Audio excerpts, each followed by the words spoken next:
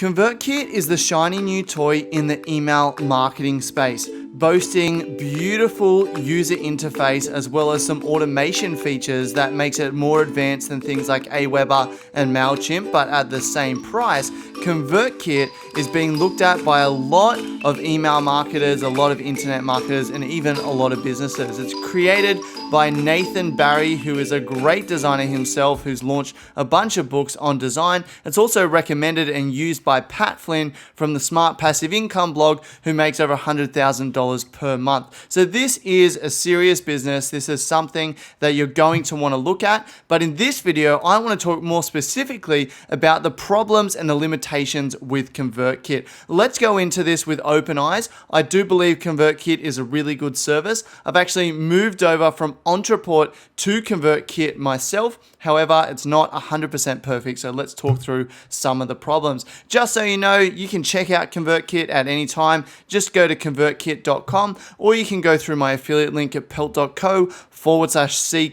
for ConvertKit. If you do that, it doesn't cost you any more, but I do get a small percentage of the sale, and I really appreciate that. So the first problem with ConvertKit is the lack of integrations. Because it's a fairly new player in the market, ConvertKit isn't fully integrated as something like Aweber or MailChimp or Infusionsoft or Ontraport might be. For example, with my website, which is on property.com.au, I have a members area of this website that is created with Wishlist Member, which is a WordPress plugin. Wishlist Member integrates with Aweber as well as a couple of other email service providers, but it doesn't integrate with ConvertKit. The same with a tool that I absolutely love, which is LeadPages.net. I use this to create all of my sales pages. ConvertKit isn't integrated with LeadPages the same way that Aweber or MailChimp or Ontraport or Infusionsoft, or there's a couple of others out there, would be. However, it's not too hard to integrate with LeadPages using custom HTML. So it's quite simple to do, but it's just not as easy. So that's the first problem with ConvertKit. It's just too new to have all the integrations out there that the other players have. However, it is getting there. LeadPages.net, which I just talked about, is launching a new service called Central or Center or something like that. I don't know. I paid for it. I don't even know what it is, but it's connecting a whole bunch of different services. And I do know ConvertKit are working closely with them in order to get integrated into that platform. So that'll be a big thing for marketers to be integrated into that. The second problem with ConvertKit is their lack of long time frame reporting. So I'm going to go ahead and sign in to my ConvertKit account. And when we look at the reporting is pretty good, I must admit, especially for the last 30 days, in that it shows you how many people are signing up based on different lists. We can see the free listings and new build are obviously my most popular. We can see our total. We can see how many people signed up over the last 30 days, 7 days, and how many people signed up today. However, I can't go back to December 14th or November 11th or go back 2 years to see how my list has grown from nothing to over 13,000 subscribers today. So it doesn't have that reporting. It also has reports for individual forms. However, it doesn't give you dates for these individual forms, and it's only going to show you the last 7 days for those forms. So I can't actually compare how many people have signed up for each of these forms over time, how they're performing based on how I made changes. So definitely the lack of long time frame reporting is annoying, and hopefully they'll fix that in the future. The third problem with ConvertKit is a lack of individualized day-time follow-up sequences. Now, if you are creating a follow-up sequence in something like Aweber, let me go ahead and sign into my Aweber account. You can create a follow-up sequence like this one where you can set the delays, but you can also set the days. So we can see that this one is only going to go out on a Saturday. So it's going to be sent immediately, but it's only going to go out on a Saturday, whereas this one can go out every day. However, if we go to a course inside ConvertKit, let's go to courses here. and let's go to launch number 3 that has 5 emails in it, we can actually only set the date and the time for the entire course. So if I was to say, I only want this to go out on, let's say, Friday, well, that is actually going to have to apply to all of the emails in that course. They can only go out Friday. So there is a limitation there, which is frustrating when you're trying to run an evergreen launch funnel like I have in the past. It is doable because I have some automation, so you can make it happen, but it's just not as easy as it might be with another service. So a lack of individualized daytime follow-up sequences is a problem with ConvertKit. The fourth problem is a lack of email templates. So if I go, let's go to broadcast, and I'm going to go ahead and create a new broadcast, then really I don't have many options. I'll just tick anyone there.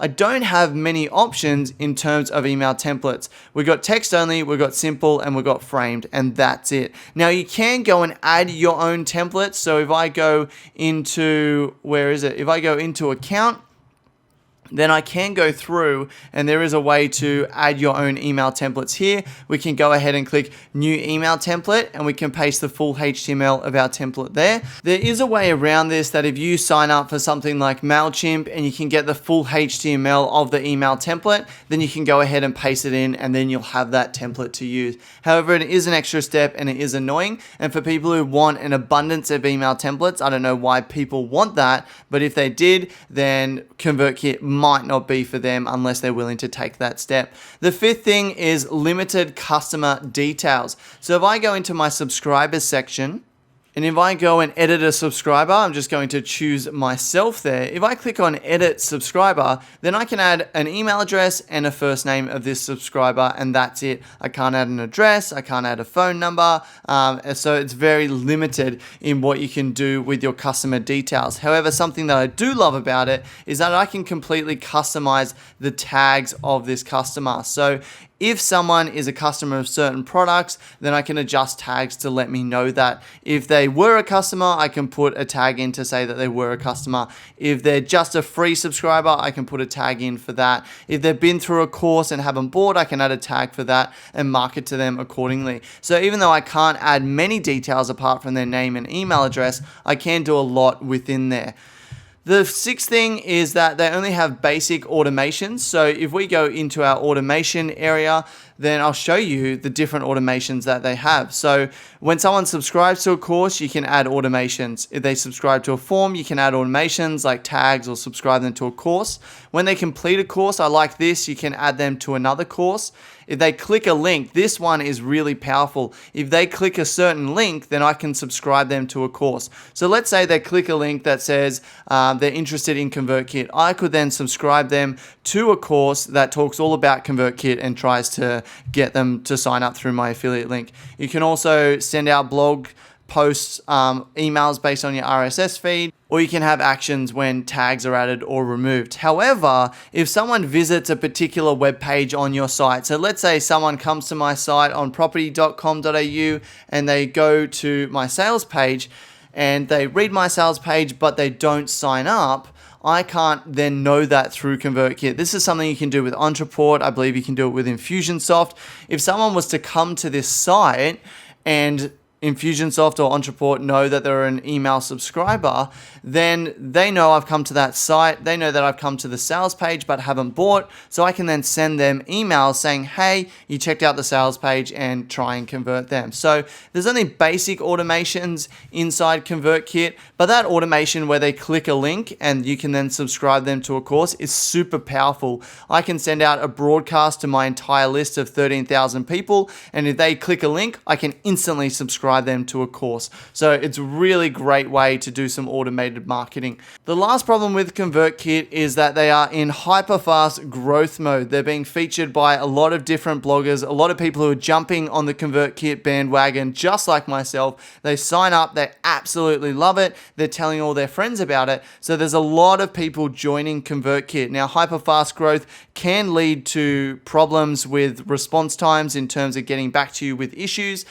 When I first first signed up, it was basically live chat with them, and now the delay is probably about 12 to 24 hours for them to get back to me. So as they're growing, there's more and more feature requests and all of this sort of stuff. So that can cause an issue for some people who don't want to be a part of a service that is a startup. However, I love it because it means there's new features being added every single day. So again, you can go and check them out. Go to ConvertKit.com, or you can go through my affiliate link. If you do that, I absolutely love you. Go to PELT.co/CK.